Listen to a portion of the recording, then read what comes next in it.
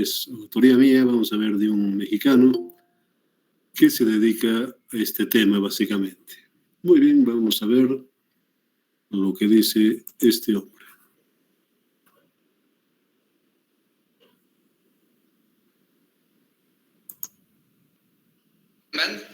Es uno de los ingenieros estructurales más prominentes de nuestro país.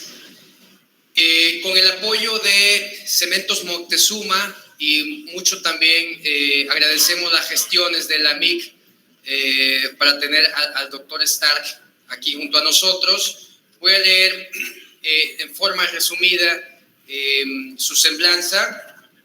El doctor se graduó de ingeniero civil en la Universidad Autónoma de México, Universidad Nacional Autónoma de México, y recibió los títulos de maestría y doctorado en la Universidad de Illinois, en Urbana-Champaign.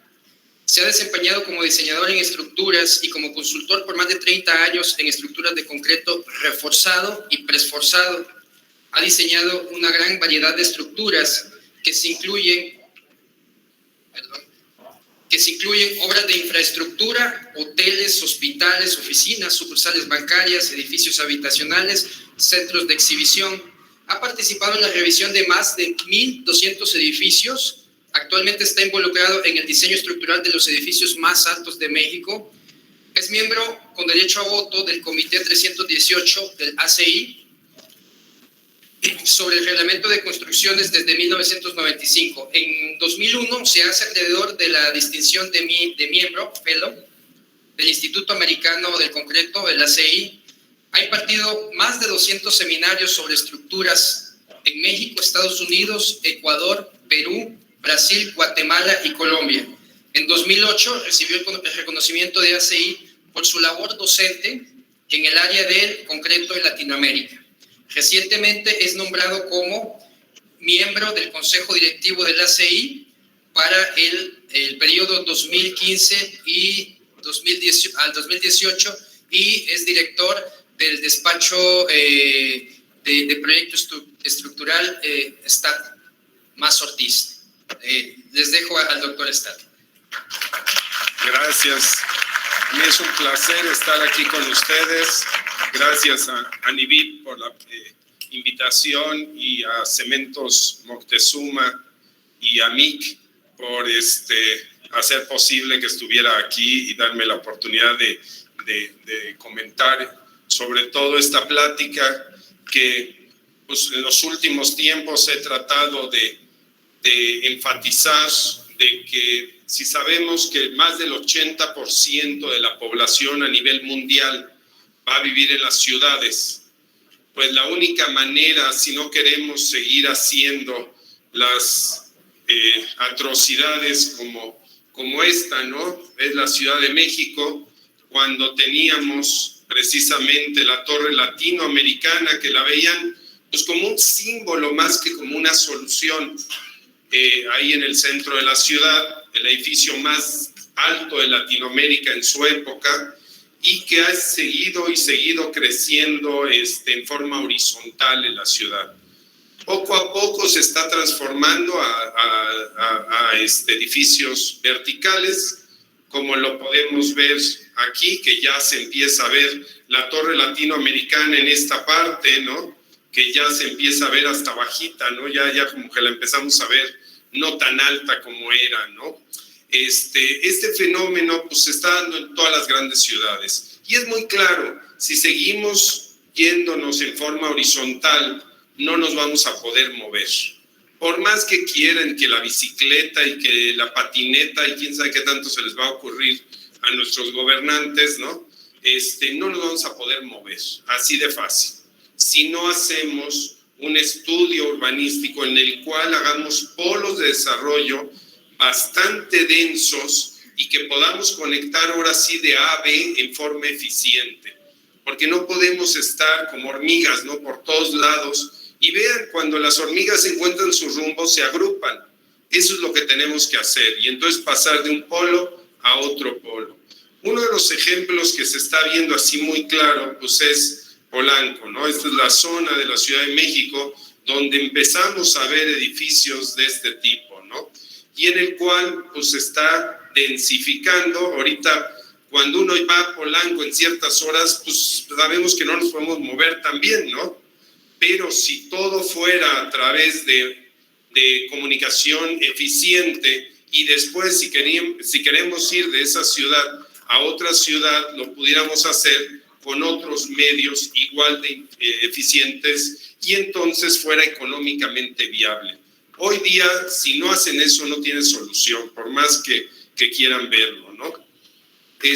Cuando nosotros vemos dónde se originan los edificios más altos del mundo, y estamos hablando de 200 metros para arriba, y es básicamente lo que vamos a enfocar la plática, porque realmente cuando se hablaba, yo me acuerdo que me tocó participar en la revisión de la Torre Mayor, y se hablaba como que la Torre Mayor era una utopía, que era un edificio extremadamente caro, no iba a ser rentable, y ha sido uno de los negocios más rentables que ha habido en México, ¿no? O sea, siempre está lleno, ahorita obviamente ya con la competencia, con edificios igualmente importantes sobre el Corredor Reforma, pues vamos viendo que se va a minimizar pues esa rentabilidad, pero ya se pagó solo.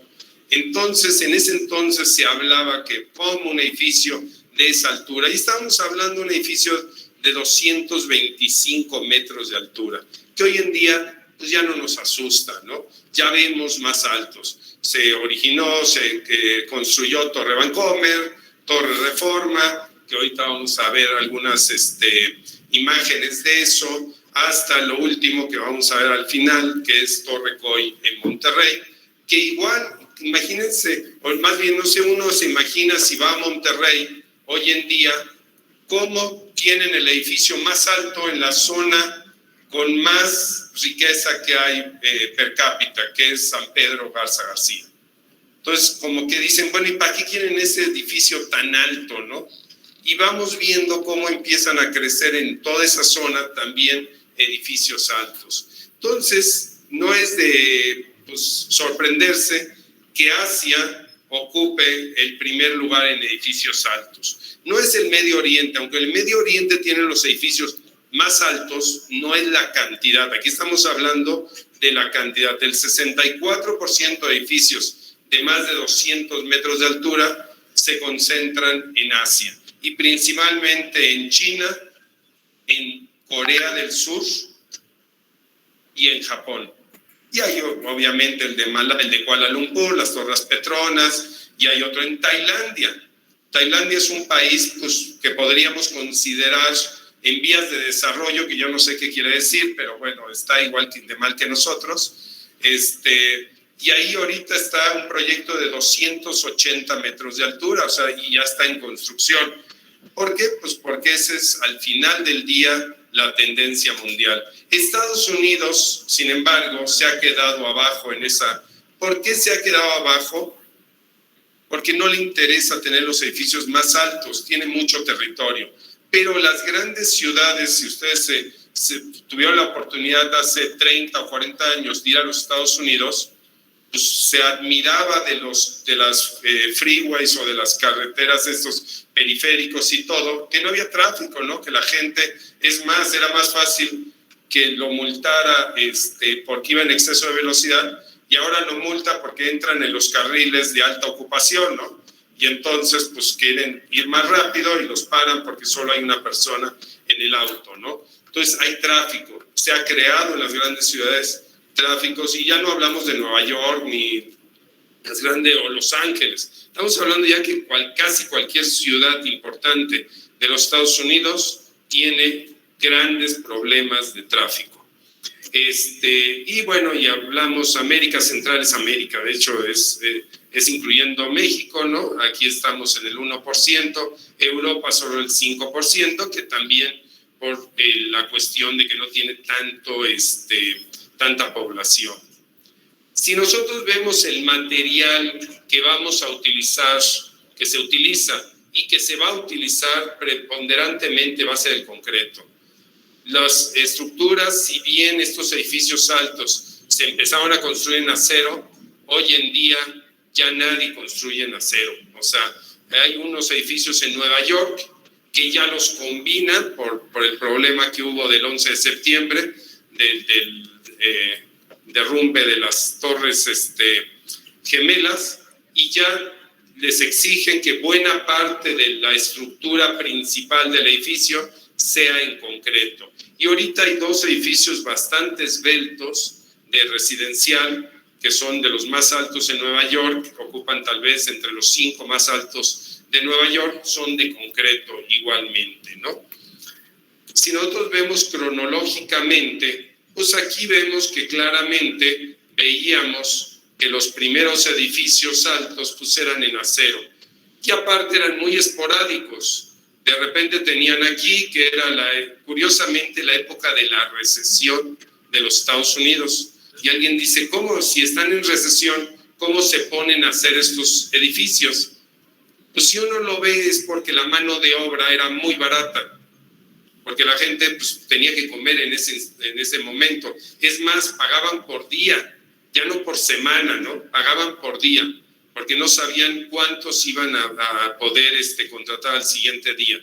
Después se pasó un buen lapso de tiempo sin edificios, y empezaron otra vez la Torre Sears, las Torres Gemelas, y después se viene, si fijan, la transición, que no solo, que eso es curioso, no solo los edificios altos, como vemos aquí, se dejaron de hacer tan altos, sino van bajando en altura. ¿Ven cómo los azules aquí van bajando? Y no es ningún partido político, ¿eh? O sea, se van bajando, y vemos que el amarillo, que es concreto, va subiendo de altura, ¿sí? ¿Qué nos quiere decir? Que tenemos hoy en día la tecnología para poder hacer estos edificios altos. Eficientes, siempre sabíamos que concreto es más económico que el acero. Sin embargo, no teníamos la tecnología de bombear hasta 1 kilómetro de altura.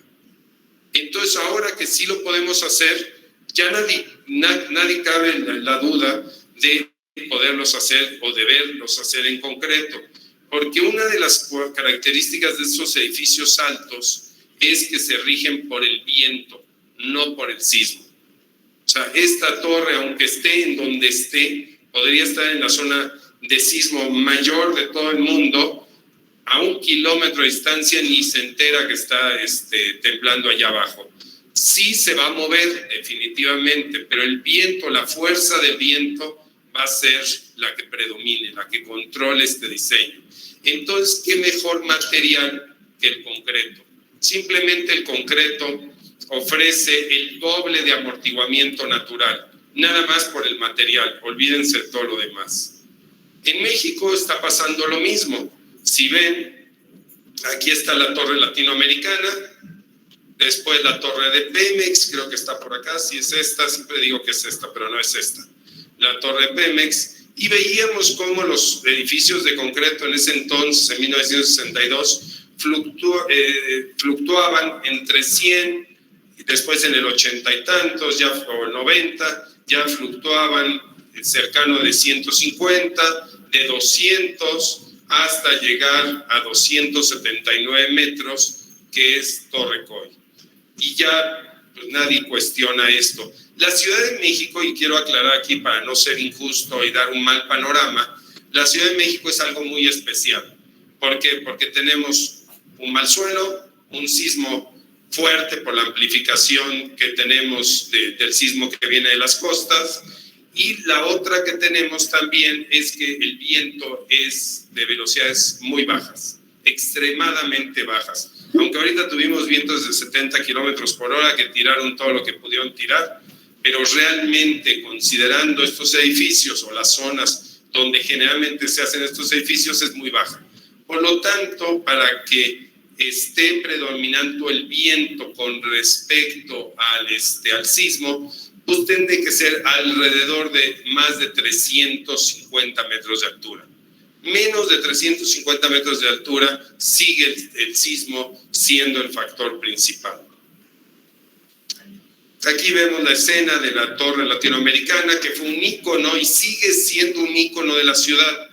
que también lo que tenemos que separar entre estos edificios altos es, ¿los queremos hacer rentables o los queremos hacer en forma icónica? La latinoamericana en su momento fue un ícono, o sea, se salía de todas las expectativas, y es más, la antena que tiene acá la torre latinoamericana tenía un uso de comunicación, lo cual los edificios súper altos que vemos la antenita lo único que sirve es para ganarle la altura. Y hoy en día ya ni siquiera, o sea, si alguien quiere invertir en eso, olvídense, ya no les va a contar, porque ahora la nueva clasificación es hasta el último piso útil. Es más, la Kingdom Tower, en todo rigor, va a ser ligeramente menor que la Burj Khalifa, porque lo útil está hasta 600 metros de altura. Después le sigue un pico, o sea, siguiendo la forma, un pico de concreto de 400 metros sin ningún uso, hasta llegar a 1 kilómetro, ¿no? La primera edificio que demostró precisamente que un edificio de concreto podía ser más alto que cualquier edificio de acero en el mundo fue las Torres Petronas. Las Torres Petronas fueron las primeras en que la estructura principal fue de concreto y en la cual pues, demostró que sí se podía hacer en forma económica. Si uno lo ve, los concretos que se utilizaron, que también eso nos ayudó o nos ayuda a estos edificios altos, es de que se hicieron de 600 kilos sobre centímetro cuadrado y se fueron bajando de acuerdo a su altura, que eso es muy normal. ¿Por qué? Porque la compresión más fuerte pues está en los pisos inferiores y se van disminuyendo conforme va subiendo la altura, ¿no? La estructura principal fue un núcleo de concreto con un marco perimetral de concreto y estaba unido por los que llamamos outriggers, que la verdad en español no sé cómo llamar, porque cuando hablo de vigas de transferencia, esas vigas de transferencia pueden ser que una columna se transfiera a 2 columnas o etcétera, ¿no? O sea, en español no sé cómo se diga outrigger, pero son esos pisos rígidos que unen 2, 3 pisos entre sí para formar un anillo de rigidez y poder transmitir la carga del núcleo central a la periferia. Y esto es como si nosotros, la columna vertebral de nosotros, fuera el núcleo central, tuviéramos 2 bastones en cada uno de nuestros brazos, y si yo me trato de mover, pues obviamente hago participar a esas columnas, aumento el momento de volteo y la resistencia al momento de volteo, haciendo trabajar a las columnas extremas. Y es básicamente el principio. Sin embargo, cuando se hizo las Torres Petronas, todavía había una dificultad en hacer rápidamente los sistemas de piso.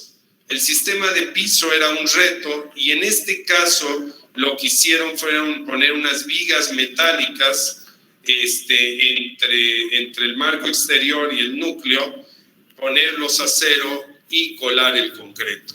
Con esto se logró hacer cada piso en 3 días. Y ese es el reto de los edificios altos, hacerlo lo más rápido posible, porque sabemos en un edificio vertical que si no hacemos el piso de abajo, no podemos hacer el piso de arriba, así de fácil. Entonces, lo que queremos es hacerlo lo más rápido posible. Y ahí es donde entra la imaginación. Los sistemas de piso, precisamente, van a jugar un papel predominante. Yo hacer una columna la hago relativamente rápido.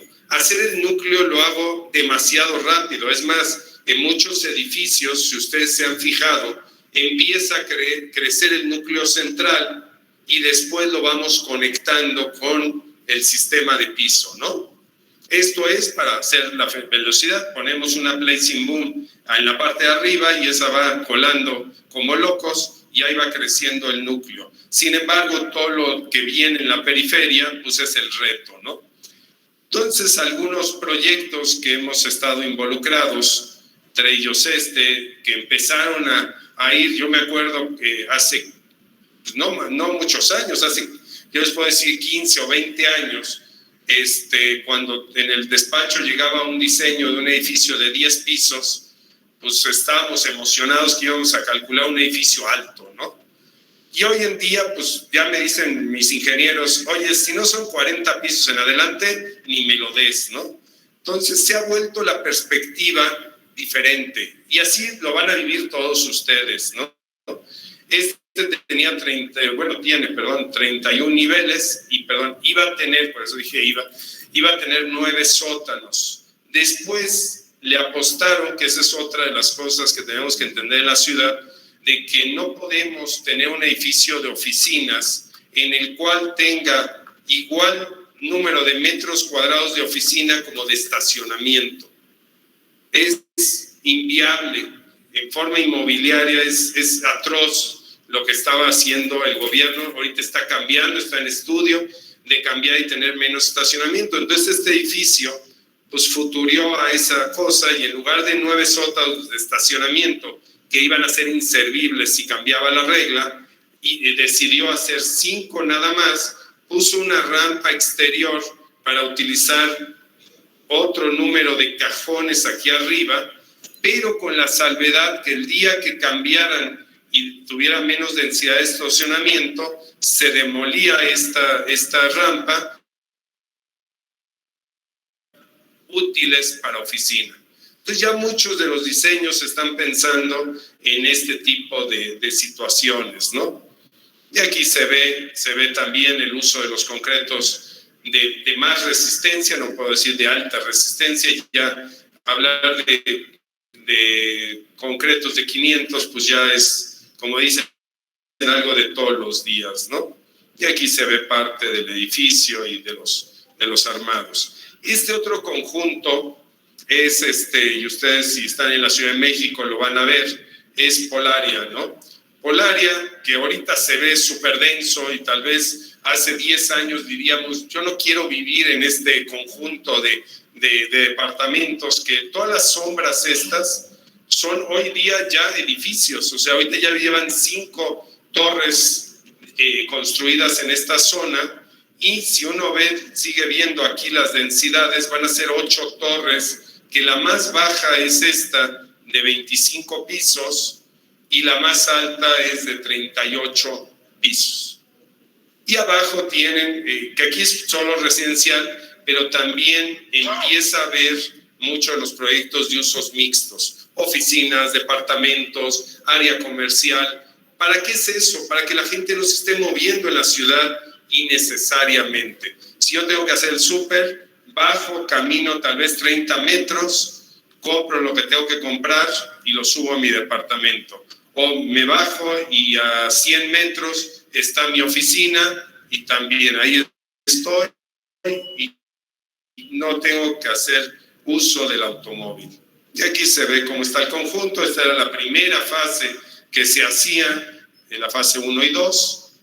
Como repito, ya ahora hay más fases haciéndose. Monterrey, aquí es un edificio de oficinas del Grupo Santander, que después del problema de España se terminó solo de diseñar, se empezó a concursar y ahí se paró, ¿no? Hoy en día, acabo de estar en Monterrey, y para mi sorpresa ya hay máquinas empezando a trabajar. Aparentemente se revive. Aquí era el primer edificio que íbamos a usar en forma masiva, concretos de 700 kilos en esta parte inferior. Cada uno de los colores representa una resistencia del concreto. Es un núcleo central y marcos alrededor. No tiene outriggers. Tenía 42 pisos de altura, cerca de 44 y cerca de 200 metros. Que exactamente son 198 metros. ¿Y por qué? Pues porque es la conversión tal vez de algunos pies, ¿no? De ahí. Y entonces se veía que la ciudad de Monterrey le estaba apostando, y hoy día es una realidad, a edificios altos, cada día más, pero curiosamente en una manera más ordenada, porque lo está concentrando ahorita en 2 zonas principalmente, el centro, cerca de la Macroplaza, el centro de Monterrey y San Pedro Garza García. Hay otros por allá, pero los edificios más altos ahorita se están concentrando en esas dos zonas. De hecho, cerca de este edificio, a cuadras, Pabellón M y Torre Santander se competían. Estábamos al mismo tiempo diseñando una con respecto a la otra. Y Pabellón M ya se terminó, también tiene 200 metros de altura, y se quedó ahí rezagado, pero yo creo que en un futuro cercano ya va a ser una realidad. Y como vemos, aquí es otro edificio de 35 niveles. Otro es Sacara, Torre Sacara, 160 metros de altura, también en Monterrey, y en la zona de San Pedro Garza García, en el cual ya hay esta torre construida, terminada, ya no sé si ya está habitada o no, pero ya está totalmente terminada, y yo creo que en un futuro empieza a llenarse, ¿no? Y esta otra torre todavía está pendiente, y estos edificios de oficina del mismo conjunto, ya también se terminó el primero, ¿no? Igual, con concretos estos de 550, y en la ciudad de Monterrey pasa, como dice, la inversa de la Ciudad de México. El temblor, ha habido temblores muy, muy ligeros que asustan a todo el mundo porque siempre tenían la idea de que nunca iba a temblar, y ya vieron que sí. El año pasado, o hace casi 2 años, tembló, y pues estaban todos asustados, sobre todo viendo estos edificios altos. Entonces, pues, cuando me hablaron, le digo, pues lo que menos preocupación debes de tener es en esto, porque pues todos ellos se hizo el estudio de túnel de viento. Monterrey, para que tengan una idea, la velocidad base, o sea, la velocidad a nivel de terreno es de 145 kilómetros por hora. Que si uno ve que es cuadrado la presión, pues hagan 145 al cuadrado entre 70 al cuadrado y van a ver cuántas veces más es lo de la Ciudad de México, ¿no? Digo, no que la velocidad de diseño sea de 70 en la Ciudad de México, pero históricamente ha sido de los vientos más fuertes que ha habido en la Ciudad de México, ¿no? Entonces esto se hace el modelo en un túnel de viento y se determinan las fuerzas. Alguien preguntará, bueno, ¿por qué 160 metros de altura se hizo un túnel de viento? Bueno, lo curioso es que esta torre iba a ser en acero, y entonces se mandó a hacer el estudio. Cuando se cambió en concreto, prácticamente quedó irrelevante el estudio, nada más sirvió para fachada. Para el modelo de fachada sí es importante, pero a nivel estructura, la verdad fue irrelevante el haberlo hecho. Cuando nosotros cambiamos a estructura de concreto, no volvimos a hacer el estudio. No así la Torre Coy. La Torre Coy igual empezó en acero. Cuando se cambió en concreto, se tuvo que volver a hacer el estudio completito, otros $50,000 tirados a la basura, ¿no? Y se volvió a hacer el nuevo estudio, porque no tenía ninguna relación, ¿no? Esta es la Torre Vancomer Polanco, que hoy se llama. Esta también, 31 pisos, 9 sótanos, todo de concreto. Se viene acá a los grandes edificios, que en esta foto se hablaba de Torre Mayor, Torre Vancomer, que estaba en construcción, que curiosamente Torre Vancomer, aunque la vean metálica, si uno es estricto en su estructura, es una estructura compuesta, porque las megacolumnas que tienen relleno de concreto, y realmente la rigidez lateral, buena parte de eso se lo da el concreto que tiene las columnas. Entonces, es un trabajo compuesto. Y Torre Reforma también tiene 2 muros de concreto que dan básicamente la rigidez lateral de ese sistema. Y atrás pues se veía la Torre Pemex, que es 100% de acero. Una de las cuestiones de estos edificios y que se están haciendo en diferentes lugares y que el primero que se hizo en México de esa magnitud fue Torre Mayor. utilizando pues, amortiguadores que tal vez hoy en día ya no se les ve tanto su uso, este tipo de amortiguador, que eran los Taylor y los Hadas. Ya hoy se usan otro tipo de amortiguadores, pero dio una alternativa de diseño. Era una alternativa, ahora se habla de algunos amortiguadores friccionantes y etcétera, ¿no? Creo que tuvieron una plática de aisladores y otras alternativas para tener ese control de desplazamiento. Básicamente lo que tenemos que controlar en estos edificios altos es la consideración de desplazamiento.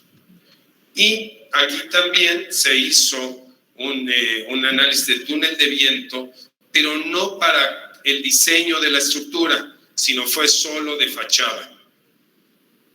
Es lo único que se utilizó el túnel de viento. Y vemos ahora de esta foto, todavía no estaba aquí la Torre Vancomer, la Torre Reforma, pues el corredor Reforma, que es donde se van a concentrar la mayor parte de estos edificios altos, ¿no? Aquí se ve el Ángel, por acá se está hablando de un proyecto también muy alto, más adelante también, y vamos a ver aquí los grandes edificios de la Ciudad de México. Igualmente, se hablaba en Cancún que si ustedes lo ven de arriba, pues es una atrocidad lo que hemos hecho, ¿no? Claro, como yo siempre digo, cuando estamos aquí abajo y viendo el mar, se nos olvida lo que está pasando, ¿no? Pero cuando uno sube, y esta foto lo tomamos del edificio más alto hoy en día de la zona hotelera de Cancún, que lo más alto estamos hablando de 20, no crean que es un rascacielos, pero vean la dimensión del área útil que tiene de la zona hotelera de Cancún es mínima. Y sin embargo, el gobierno decía, no queremos edificios altos. Y pues lo único que hicieron es sobrepoblar y acabar con la naturaleza, ¿no? Pues se pregunta por qué hay contaminación. Y aquí se ve el edificio, que pues es una vacilada, ¿no? En cierta manera. Y pasamos rápidamente a Torrecoy, que hoy en día es el edificio más alto de México, el cuarto más alto de Latinoamérica, pero si vemos a nivel de la nueva clasificación de edificios altos, está igual los 4 edificios más altos de Latinoamérica. O sea, este edificio y la Torre Costanera, que es el primer lugar, están aproximadamente 1 metro más, 1 metro menos en la altura. ¿Por qué? Porque Costanera tiene unos paneles arriba, una corona, que básicamente tiene 50 metros de alto, ¿no? Y pues con eso lo hace el edificio más alto. Las características es 279.5, si alguien quiere ser preciso, metros de altura, un uso mixto, tiene parte oficinas, parte de departamentos y los últimos 4 niveles son otra vez de oficinas. Y ahorita vamos a explicar por qué. Y la estructura de concreto tiene un núcleo central con 2 niveles de outrigger excéntricos, que curiosamente ha sido una de las soluciones particulares que se ha hecho casi a nivel mundial,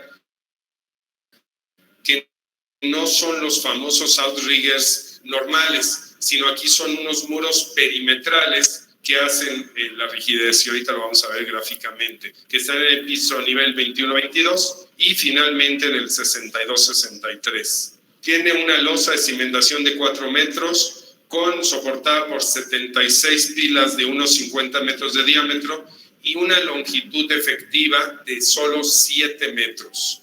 La losa tiene más o menos 7,000 metros cúbicos, es el segundo, y alguien dice el primero, no sé, pero bueno, es de los 2 colados más grandes de México.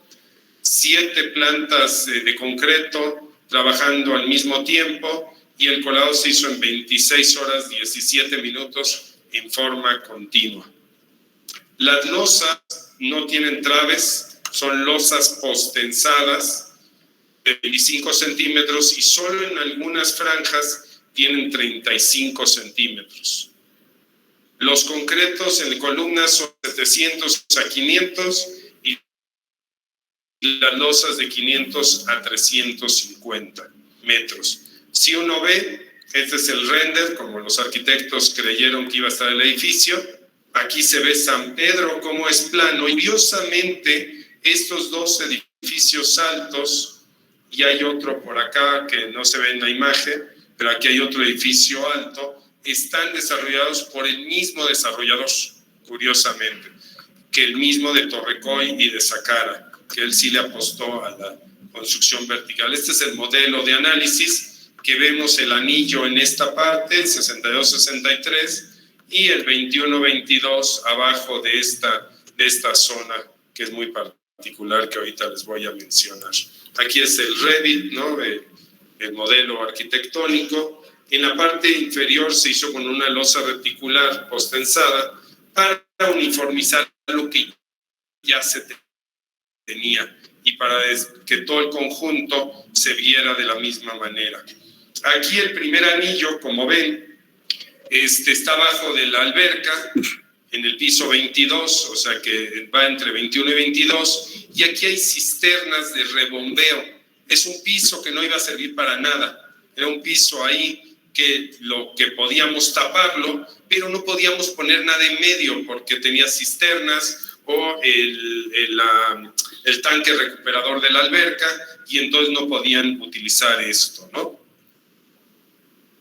Una de las consideraciones bien importantes es precisamente estas zonas de alta concentración de cortante, pues por el claro tan pequeño, ¿no? En este caso, lo que hicimos es meter unas placas de acero para soportar el cortante, que curiosamente hoy en día hay una investigación que se hizo en Estados Unidos que obtuvieron este detalle y lo probaron sísmicamente. Aquí no era para el sismo, era para el viento. Lo probaron sísmicamente y ven que tiene, la verdad, muy buen potencial, y ahora en varios edificios altos los están poniendo, ¿no? Y se diseña pues como si fuera una viga doblemente armada, que aquí también este tipo de situaciones de bajar o de agrietar las secciones, pues es muy común que se haga en estos edificios altos. Entonces se veía que podíamos bajar en un 40% esas zonas, y el daño que se maneja ahí en condiciones extremas es mínimo. La otra que se puede hacer de estos edificios, que sí lo hicimos en Torres Santander, cuando vemos en planos, ojalá que un día se vea, es meterle las fibras cortas para reducir el acero. ¿Qué hace la fibra corta? Perdón, aquí sabía que tiene un problema aquí técnico, pero ahorita lo resolvemos.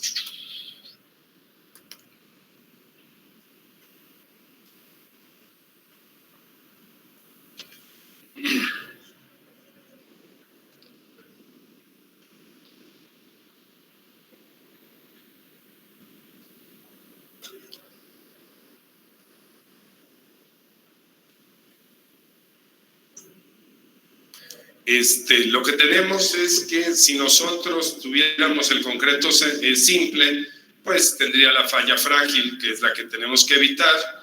Con el uso de estas fibras cortas, nosotros podemos tener un comportamiento que no le llaman dúctil, porque hay gente que se desgarra las vestiduras y hablan de la ductilidad, y nosotros lo que llamamos es comportamiento tenaz. O sea, parece una expresión que dice la tenacidad, ¿no? Y esto lo que quiere decir, pues, es que tiene más deformación el elemento antes de fallar. Nosotros, si vemos, lo clásico es, pues, hacer este tipo de refuerzo, que, pues, es muy complicado, como ven, con tanto armado, y ahí poner y pensar que el concreto ahí va a entrar, ¿no? Se hizo unas investigaciones primero con fibras metálicas, ahora se usa mucho el polipropileno, en el cual este es el detalle del reglamento y este es el detalle utilizando fibra, o sea, es mucho más sencillo, y entonces vemos los resultados. A 3% de deformación vemos fisuras, definitivamente, pero son manejables y al final no aumenta, no disminuye la capacidad estructural a 5.5 de deformación. Si ven, estamos a 5.5 y el comportamiento sigue siendo satisfactorio. Vemos en la regla histerética totalmente sana, ¿no? Totalmente abierta y disipa bien la energía. Aquí se ve otra vez el anillo que utilizamos para rigidizar. Y aquí se ve la alberca ya llena y en uso, ¿no? Que tiene un infinite que si temblara, yo siempre digo que el que esté nadando aquí ya estaría como por el centro de Monterrey, ¿no? Saldría volando, pero bueno, afortunadamente no hay temblor ahí. Y el último es en esta parte. Ahora, ¿por qué se cambiaron los últimos 4 niveles en oficinas y no departamentos? Por la consideración de viento. Es más rigorista la limitación de la aceleración pico en residencia que en oficinas. Entonces, cuando íbamos en el piso 21, nos habla el dueño y nos dice, oye, ¿pueden ponerle 2 niveles más a la estructura? Porque ya hice los números y económicamente me sale más atractivo, ¿no? Ya habíamos hecho la cimentación y 21 niveles. Y la única manera de haberlo hecho es que este mezanín se alargó hasta acá, se agregó un piso intermedio y se le dio el uso de oficinas para que precisamente lo pudiéramos ver. Y ahorita en la siguiente, este es el estudio de túnel de viento de Torre Coy. Y aquí se ve claramente los criterios. Aquí es el criterio de residencial, o sea, de departamentos. Aquí es el criterio de oficinas. Estos criterios tienen que estar por encima de estas curvas. Si nosotros tuviéramos una estructura metálica, si ven, tenemos aquí el 2%, que es la que rigió, que es el amortiguamiento natural de una estructura de concreto, que apenas pasa, si uno ve, apenas pasa en la parte residencial. Si hubiéramos tenido un segundo, hubiéramos tenido que rigidizar más esta estructura. Entonces, vamos a ver ahorita varias fotos durante la obra, lo que era la losa de cimentación. Usamos también o dimos uso a este tipo de conectores para que precisamente pudiera fluir el concreto en forma fácil y que tuviéramos control de calidad en lugar de doblar las varillas. También lo hicimos aquí con un refuerzo de cortante que necesitábamos en ciertas zonas y entonces utilizamos este tipo de conectores. Y aquí se ve parte del colado, las 7 bombas trabajando día y noche, ¿no? Y aquí ya era el arranque, después de la losa de cimentación, pues el arranque del edificio. Aquí voy pasando un poquito rápido por obvio de tiempo. Vemos aquí el sistema de piso en los primeros niveles y vemos que si estos edificios no los hacemos eficientes, pues el área útil se va comiendo, el núcleo y las columnas pues van tomando una gran cantidad de espacio. Entonces fuimos haciendo esto.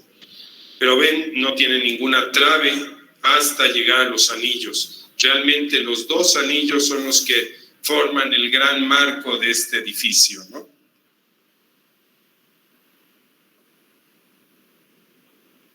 Y aquí ya son las últimas fotos, realmente. Ya este edificio básicamente está terminado. Aquí se ve el último colado que se hizo hace 3 semanas. Hace 3 semanas ahí nos invitaron a pisar 3 horas después, como 4 horas después de haber colado, ya estábamos allá arriba. Obviamente no había viento, si no hubiéramos salido volando, ¿no? Pero no había viento. Y aquí se ve la imagen de la parte superior. Aquí fotos tomadas de un dron cuando ya se estaba colando el último piso. Y ahí el teléfono, por si alguien quiere un departamento, ahí lo tienen. Y aquí cómo se va la fachada, ya avanzando. Y ya cómo se ve. ¿Y cómo se ve San Pedro? ¿Cómo va a cambiar la imagen de San Pedro? Porque ya se están planeando varias torres más en toda esa zona.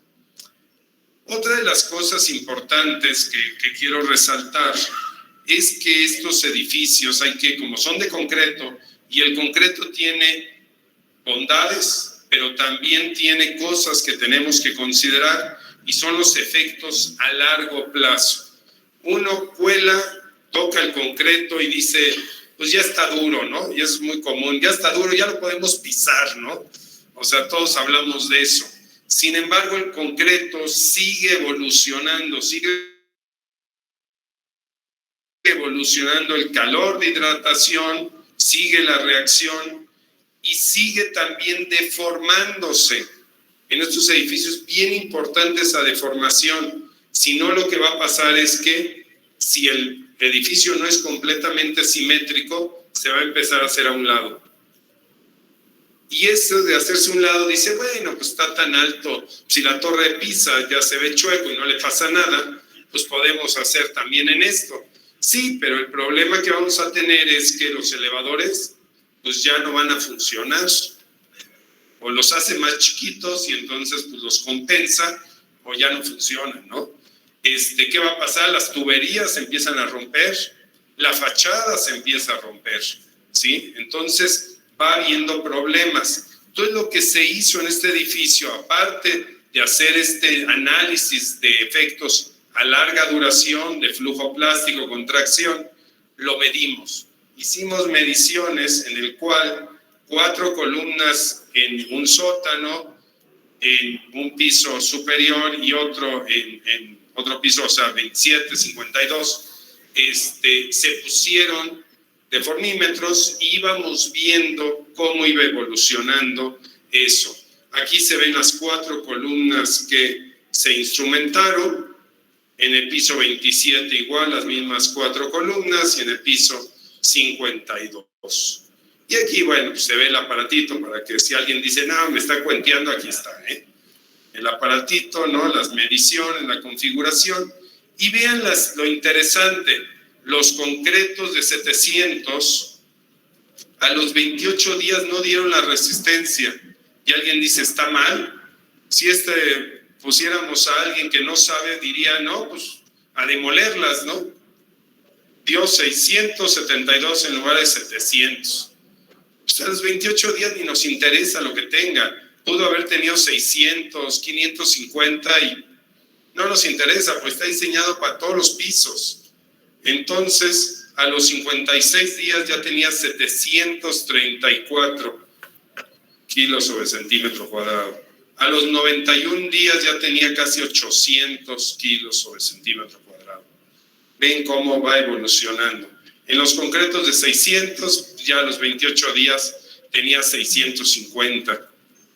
A los 56 tenía 691. Y a los 91 días tenía 734. Es irrelevante la resistencia en esta cosa. Lo que es importante es esto: el módulo de elasticidad de los diferentes días. Y alguien dice, bueno, ¿qué me importa los 3 días? Pues no, la verdad es a largo plazo. Y a largo plazo es lo que me iba controlando esas deformaciones. Curiosamente, este edificio, y por eso pues, nos sentimos tan confiados y tan ¿cómo se dice? Contentos, es que el módulo de elasticidad fue mucho más alto al final del día, y esa deformación que teníamos miedo, porque el edificio, si ustedes se fijan, se angosta, ¿no? O sea, llega y esa reducción en planta no es simétrica. Si fuera simétrica, tal vez no nos hubiera preocupado tanto, pero se carga hacia un lado.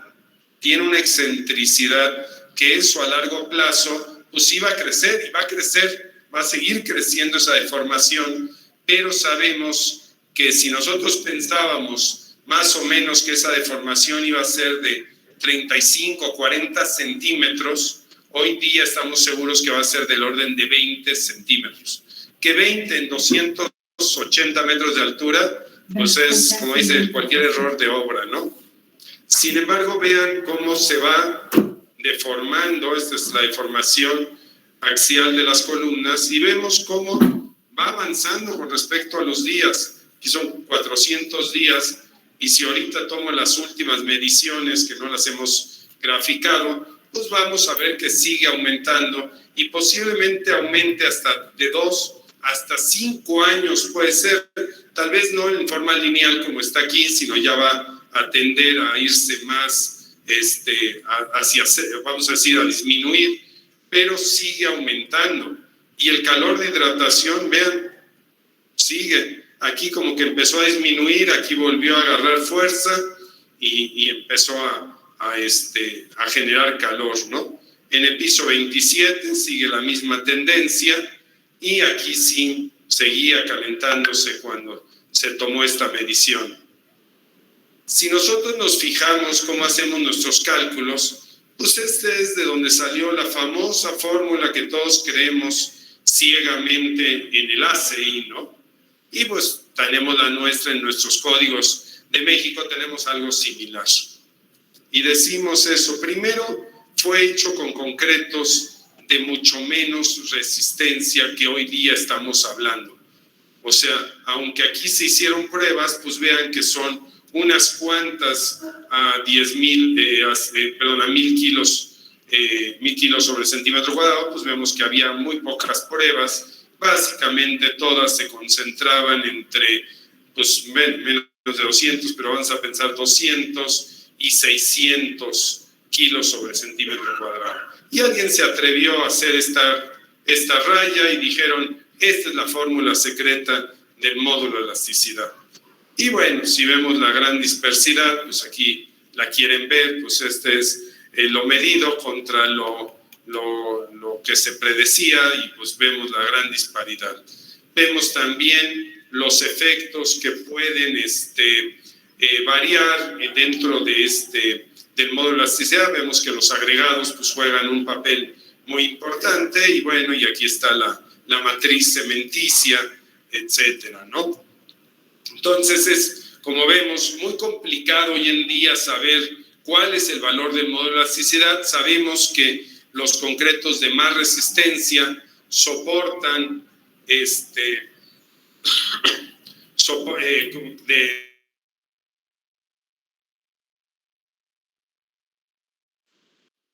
ya lo sabemos. ¿Cuánto? Si es 14, 15,000 y 20,000 fórmulas que puedan ver, pues la verdad no hay cómo hacer una predicción. Aparte, esa predicción de flujo plástico y contracción es altamente empírica. Hay mediciones, se ponen en un paso de... Estos están como los semáforos de la ciudad, de verde a roja.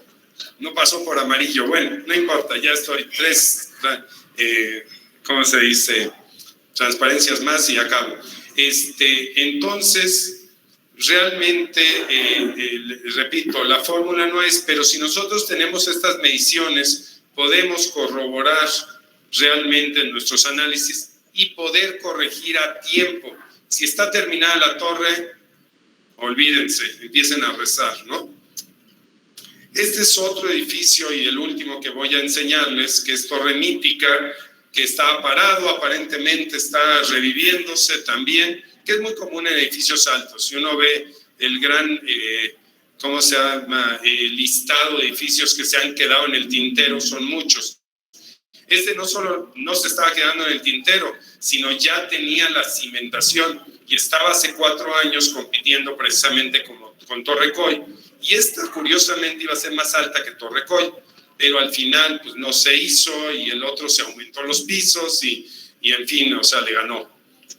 Y entonces esta es una estructura igual de concreto, con un núcleo central de concreto, solo que el outrigger tiene 3 niveles de outrigger. Este sí está hecho, vamos a decir, como el outrigger que nosotros pensaríamos, que es una armadura metálica espacial que une precisamente el núcleo con las columnas extremas. Y con esto, pues, termino la exposición y estoy listo para preguntas.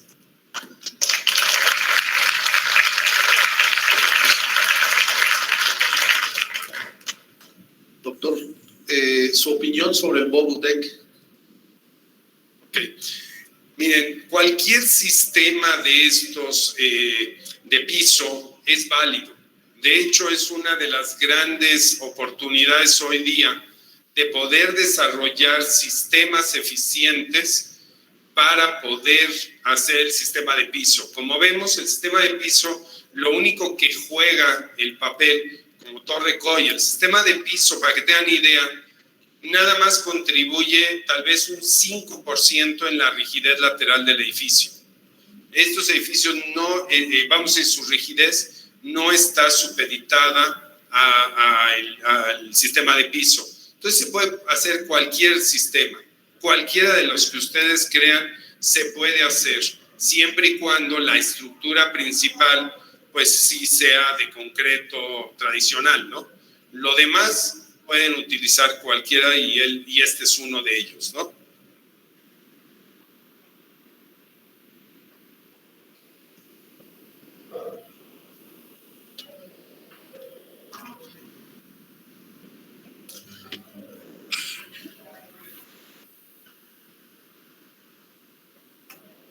Sí. En esos edificios altos que se habla de viento y sismo y eso, se toman precauciones antiterroristas, que está de moda, digo, porque estaba viéndolo otra vez en unas conferencias de edificios altos con el doctor Valle Matox. Hablaba de la Torre Virreyes, que básicamente pues está soportada por 3 tensores, y le decía que con una avioneta llena de combustible manejada a control remoto los tumbas. Y en Europa pues ya se toman ciertas disposiciones. No sé si en la Ciudad de México también ya se atiende eso. Sí se atiende, de hecho, las torres que me han tocado participar, sí se ha hecho el análisis específico, si se quitara una columna, por ejemplo, qué le pasara al edificio, y sí se ha hecho eso y sí está tomado en cuenta. No puedo decir de otros edificios, ¿se debería de tomar? Sí.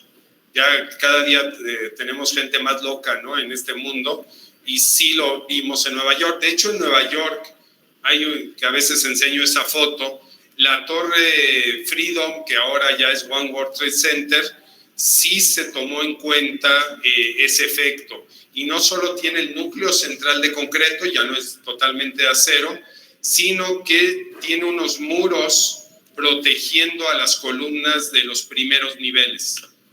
Entonces, si llega una avioneta y se estrella, se deshace la avioneta.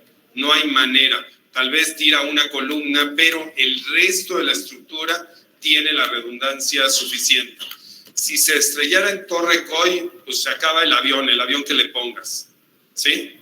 ¿Por qué? Porque un avión no está diseñado para tirar edificios, ¿no? O sea, sino para volar. Entonces, son muy ligeros. Si pones una bomba abajo, las secciones, sobre todo en la parte de abajo, son muy robustas, por lo mismo que cargan tantos pisos. Entonces abajo, ¿qué pasó? Lo mismo en Torres, no sé si ustedes se acuerdan, en las Torres Gemelas, que pusieron una bomba en el sótano. Fue el primer atentado que quisieron hacer contra no sé por qué le tenían tanta birria a las famosas Torres Gemelas, ¿no? Pero pusieron una bomba abajo y le hizo cosquillas, ¿no?, la bomba. La verdad fue, como dicen, una imaginación de alguien que con un avión, y porque el núcleo central que tenían las Torres Gemelas era básicamente contraventeos. Definitivamente para un avión de ese tipo. Sí estaba diseñada para un avionazo, quiero decirles. Sí hicieron ese estudio, pero para un avión mucho más pequeño de lo que fueron los que tiraron a las Torres Gemelas. Si ustedes se acuerdan o ven en la historia, en el Empire State sí se estrelló un avión, una avioneta o lo que sea, y no le pasó nada, ¿no? Porque era un avión pequeño. En las Torres Gemelas sí coincidió que era un avión bastante más grande y lleno de combustible, que realmente eso fue la masa contra la estructura y después la explosión y el incendio. Al final del día ese fue la gota que derramó el vaso, fue el incendio que deformó a la estructura y pues colapsó, ¿no? O sea, se deformó, por pandeo empezó a debilitarse, pero hay ciertos edificios que se han hecho en México que definitivamente si les cae una Yair, ¿no? por lo mismo, porque no tiene redundancia. Que colapsar no, porque casi todos tienen un núcleo central, pero sí tendría daño bastante fuerte en ciertos pisos. Aquí, sí. Ajá. Bueno, en el caso ahorita de los que les enseñé, el diafragma rígido son losas de 25 centímetros, ¿sí? Lo que sí tenemos que hacer, si queremos poner otro sistema de piso, sí hablar de esa capa de compresión que sea suficiente para distribuir y mandar a los diferentes elementos las fuerzas. Sin embargo, como tenemos los anillos o los outriggers, esos son los que realmente hacen la transmisión lateral entre el núcleo y las columnas perimetrales, ¿sí? Entonces no es el papel tan fuerte como sería un edificio de mediana altura, ¿no? Que eso sí tenemos, como son marcos o marco-muro, sí tenemos que tener la unión y tenemos traves, ¿no? Entre ellos, entonces sí tendríamos que hacer esa transmisión. Aquí no es tan importante ese efecto, ¿no? Sin embargo, pues teníamos losas macizas tan grandes que no había ni necesidad de hacer un cálculo de eso, ¿no? Buenas tardes, doctor. Buenas. Quería saber dos cosas, una muy precisa y otra quizá más general. La precisa es si los cajones de los elevadores y de las escaleras, el elevator shaft, se usan también en prefabricado y si tienen un comportamiento rigidizador también del edificio. El segundo era en general para las uniones, que es algo que crea mucha aprensión respecto a estos edificios, que no en el caso concreto del núcleo y los outriggers, sino en general.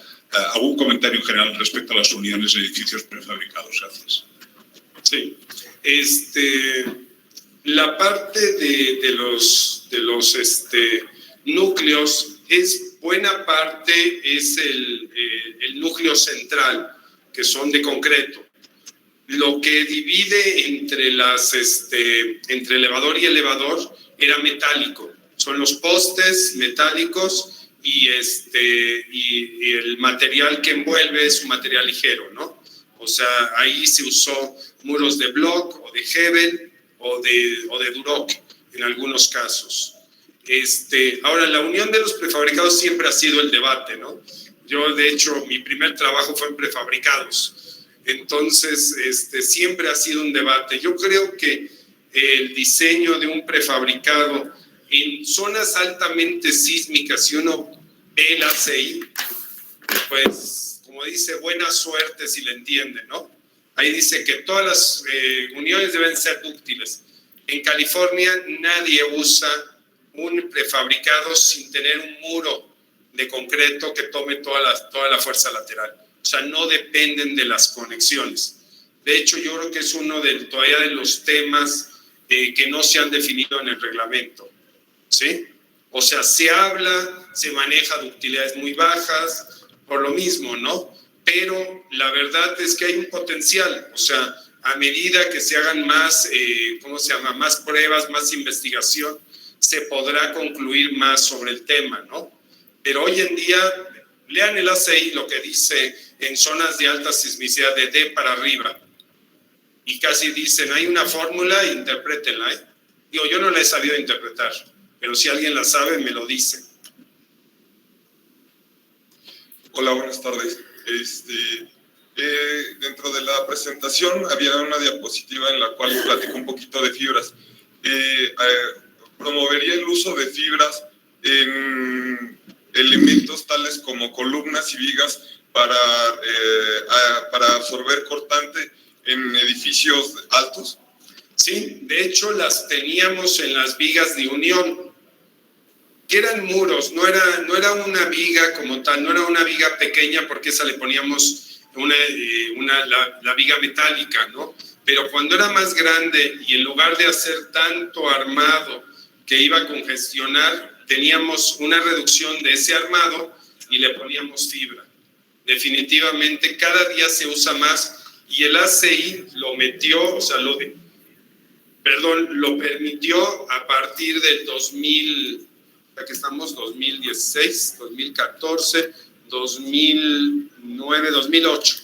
En el ACI 2008, por primera vez, te permite, cuando el cortante no es tan alto, te permite poner parte de ese acero con fibra.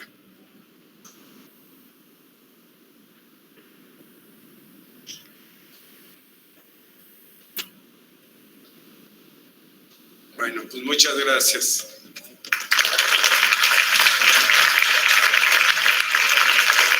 Muchas gracias al doctor Roberto Stark. Tenemos un presente para usted.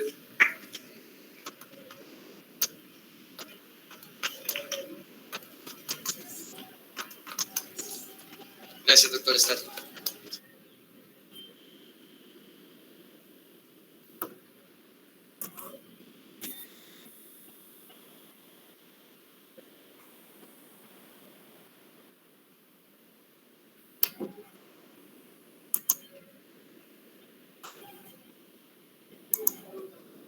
Bueno, muy bien, ya vieron la película. ¿Algún comentario? Vamos a ver otro de este hombre y finalmente vamos a ver de las torres gemelas, básicamente, el análisis, en fin, y con eso vamos a terminar. No sé si tienen algún comentario, alguna cosa. Obviamente aparecen algunas cosas que no hemos hablado, como la parte de los prefabricados. Lo que nosotros hicimos, obviamente, la parte de los prefabricados no contempla en la parte de la teoría, por si acaso, no es directamente como dice Stark de que se puede hacer, no, la parte de teoría no habla por si acaso de este tema de los prefabricados. La teoría que hemos visto es para monolíticamente vaciado, si vale el término. Ese es.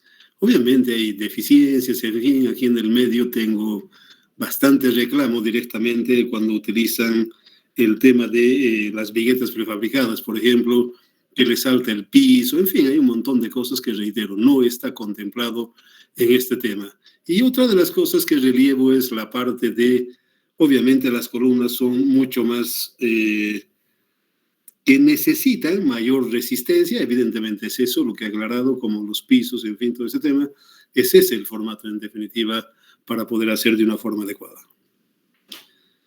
La próxima, reitero, vamos a volver a ver, no este, sino otro tema de este hombre, y finalmente, o primero vemos la parte de las Torres Gemelas, lo que le ha pasado, en fin, algunos otros conceptos para poder rescatarlo. Entonces, el lunes, por si acaso, vamos a ver, y el martes también vamos a ver todavía, ahí finalizamos y obviamente que también cerramos la parte de la entrega de los planos para asignarles la altura. No sé si tienen algún comentario, alguna... Bueno, si no hay preguntas, entonces les deseo un buen fin de semana y será hasta el lunes para poder ver alguna otra cosa similar a lo que hemos visto. Ok, que tengan buen día y buen fin de semana. Hasta luego, ingeniero.